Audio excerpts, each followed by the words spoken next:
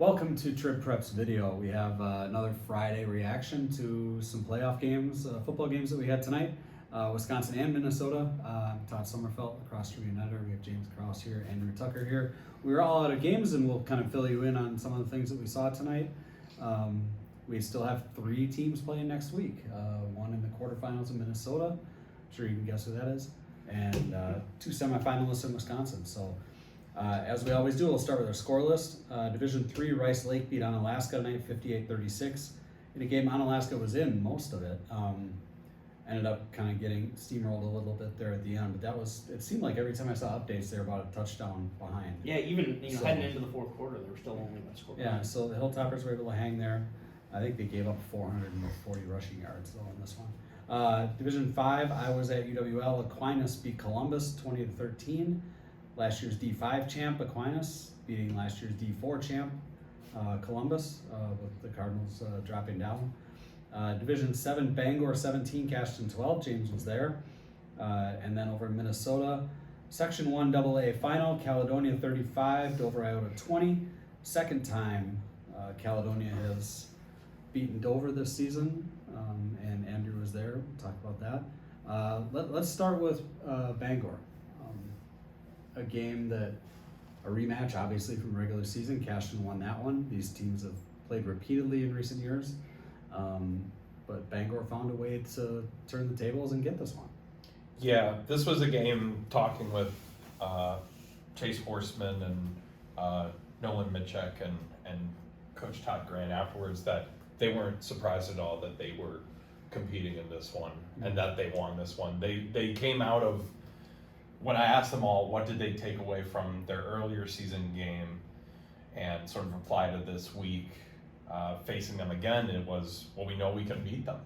Because, last time out they said we had a few drives that we couldn't finish with touchdowns, and it ultimately came down to a 4-point game. Sort of the same thing tonight, where it early on really felt like it was going to take one play sort of busting the game open for one side or the other to really have it get out of hand at all. And that's ultimately what happened in the fourth quarter. Cashton's pinned against basically their own 15-10. They have to punt. Bangor sends full block team at it, and they get the block, and they set up field position 3 yards to drive to the end zone, and Chase Horseman gets it, puts them up 17-6, and from there, Cashton's sort of scrambling to play catch up from there. And you said no Samuel Kropp tonight? Yeah, no Samuel Kropp. He had his arm in a sling. 1,000-yard rusher for Bangor. Yeah, 1,000-yard rusher. But they, Chase Horseman is more than sufficient on his own, but right. It's just helped having 2 guys like that all year, and they used a lot more of a mid-check in the rush game than I had previously seen from. Well, they did last week too. He had 140 yards last week, and I think today Horseman goes over 1,000 for the season. So yeah, they used Mishik last week, and he came through there, and obviously didn't have as big of a night. Bangor only had 160 some yards.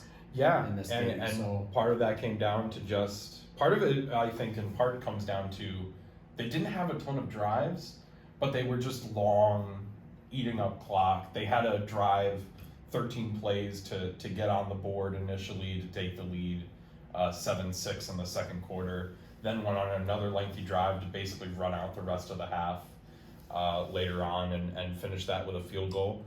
And then they had, just a 3-yard drive in the fourth. It was a lot of back and forth, punt, early on in the second half. And ultimately, it came down to one play sort of breaking things open. Cashton, to their credit, scored on the next drive when they started implementing a little more pass play into the offense. Got a stop, and they had the ball again. They got to midfield, and ultimately, the story of the night for them, they had a holding call that put them back behind the chains, and from there, Bangor's defense just kind of got to play back a little bit and play the down markers on a 1st and 20, 2nd and 20, 3rd and 20, and finally forced the turnover to win. That was the thing that Jared Hemmersbach sort of talked about, was just you give Bangor an inch, they're going to take a mile. Well, and both these teams played really good defense all year too. So Yeah. the first game was 14-10. This one's 17-12. Shouldn't be that surprised. It was so hard for everybody to score in that one. So I was going to say who Bangor plays next. Why don't I give you everybody's games next week? Bangor Division 7 will play Edgar at Durand on Friday in its semifinal. Aquinas, which I said won in Division 5, will play Horicon Eustisford in Wisconsin Dells on Friday.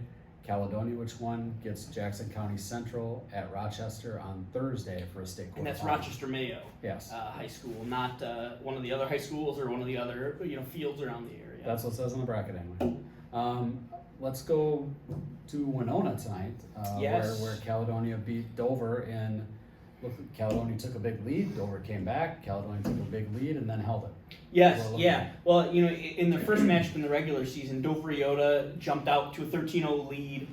Caledonia scored 20 unanswered to win 2013. And this game early on, it felt like it might be the opposite, where Caledonia takes the opening kickoff, six big plays, scores, forces a 3-and-out punt, another quick score, so they're up 14-0 before the end of the first quarter.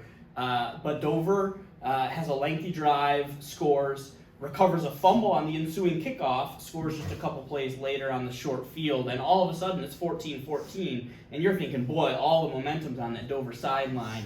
But Caledonia returns a kick. It was junior Fisher Waite who returned that kickoff for a touchdown. He has speed. He does have speed. He sort of ran to the left, reversed course to the right, and there was nobody over on that side of the field, and he cruised to the end zone to make it 21-14, and the game was only tied for all of the 15 seconds it took him to reach the end zone, and Caledonia never trailed again, scoring once in the third, once in the fourth, and then Dover added a desperation touchdown with a minute left, but the game was all but over at that point. Caledonia, they got a great offensive line, as they often have, a really tough defense. Junior quarterback Ethan Stendel looked great. He was 10 for 16 for 138 yards and a touchdown with no turnovers. And of those 6 incompletions, probably 2 or 3 of them were on throwaways that were really smart, heady plays that many high school quarterbacks would try to force something in, maybe risk an interception, but he throws it, way downfield or out of bounds. A good day for him. And he also led the team in rushing with 62 yards on 17 carries. So, good all-around day for Stendel, though Owen Denstad had a couple nice runs, a couple touchdowns for him as well on the ground. So, just an all-around classic game. And it had been a few years since Caledonia made state, as crazy as that is to say. Yeah, drought for them. First state appearance since 2019. Yes. Well, no state title or no state tournament held in 2020, Right. And then they ran into a Chatfield buzzsaw the last 2 years. But And almost beat them. for many teams, going to state twice in 4 years would be a dream come true. But for Caledonia, that was a little bit of a drought. But they're fired up to be heading back up with a shot at the bank next week. And Denstead had 2 touchdowns. Denstead had 2 touchdowns. So 5 touchdowns this week for him. He had 3 in their game against Lewiston. Oh yeah, there you go. So big week for Owen Denstead. So my game, Aquinas wins at 20-13 over Columbus. Like I said, a matchup between 2 state champions from last year. Blue Golds needed a Brady Lehner touchdown relatively late in the game, and really need to play some good defense late in the game to keep Columbus out of the end zone. The Cardinals, led by Colton Brunell, who the state's all-time leading rusher, had 172 yards in this one. It didn't feel like that though. He had a 28-yarder, a 33-yarder. He did score 1 touchdown. They really, worked the ball to him. He had 30 carries. I thought Aquinas overall did a pretty good job of making him work for those yards in this one. The game comes down to the end. Columbus has a drive. They get down to inside the 20. I want to say they got down to maybe the 12. But didn't have much time left. There was 1:17 left. And then they had a 3rd down play. Quarterback rolled out to the right. I think it was Will Flotmeyer, ended up pushing him out of bounds for a 3-yard loss. So, and they were at 3rd and 3 at that point. So instead of 4th and 3 with somebody like Brunell in your backfield, now it's 4th and 6.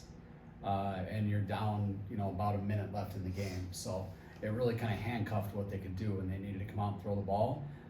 Threw a pass across the middle, incomplete. Aquinas broke it up, and that's how they won the game. So David Moline had a 96-yard touchdown run in this one. Wow. After a really nice punt, Columbus put the ball back to the 4. First thing they do, a delayed handoff to Moline.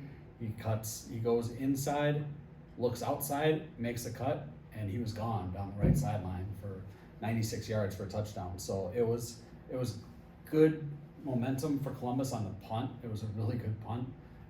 And then Aquinas snapped it right back. I think that gave him a 12-0 lead. Columbus really hung in the game though, and came back. They had a nice touchdown pass, and then the Brunel touchdown run in this one. But like I said, Brady Lehner gets the touchdown toward the end of the game to give the Blue Gold another win. We've said this before, but they just get better every single week. And watching Shane Willenbring just get into the backfield any play he wanted to tonight was pretty amazing. He was chasing the Columbus quarterback around the whole night. I took photos of the game, and I was going through my camera roll, and I'll see 3 or 4 or 5 frames of Willenbring chasing him in the backfield, and then it goes on to something else. Then we're back to Willenbring chasing in the backfield. He didn't get a sack, but he just disrupted, any kind of pass play they wanted to run. Just played a really, really good game. Trey Barr had an interception tonight. Brady Lehner had an interception tonight off a big hit in that one. So they got the turnovers they needed. They ran the kind of clock they needed. Not a big passing game tonight for Aquinas, but ran the ball very well. So 2-time state champions, now 1 win away from going to Camp Randall for a 3rd year in a row and trying to get that third one. And if you can beat Columbus, Columbus might be That's- one of yeah. arguably the second toughest team in that bracket. Yes. And you had to face them in level 3. That's a gritty win. As you said, they keep getting better every week. That's certainly a building block win to pick up. Yeah, that would have been a great game to have at Camp Randall. It just didn't turn out that way with the seeding. So big win for Aquinas, I thought, tonight, and Bangor. That Cashton team was dominant and did play some close games. And they had that playoff game. Blair Taylor kind of hung with them for a little while, but that was a dominant Cashton team. So a big win there for Bangor. So you can find stories, videos, photos from all these games, lacrossetribune.com. We'll have plenty of things more going up over the weekend. James is going to go to River Falls and see how UWL football team can do tomorrow. So we'll have stuff on that up, any of the other local college stuff and high school stuff. We have Caledonia playing tomorrow to go to state volleyball. So we'll keep you posted on what's happening there. But everything, lacrossetribune.com. That's where you find all of our stuff. And before you know it, we're getting ready for winter. But we'll have some basketball. Girls basketball starts, I think, a week from Monday. Practices. So, or is it next Monday? I think Oh, no, practice starts Monday, and It's then the next games Monday. the following Yeah, week. that's what it is. I'm a week off. But until then, we still have some football for you. It looks like at least one more week, and we'll see what happens after that. So, yeah, join us back here next Friday night. We'll talk. Well, I won't, but you guys may talk about the games you're at. Although those are a little spread out, so we don't know for sure. But lacrossetribune.com is the place to go. That's where you can see all the stories we do on a daily basis. They all get posted online. So, thanks a lot for joining us, and we'll see you again soon.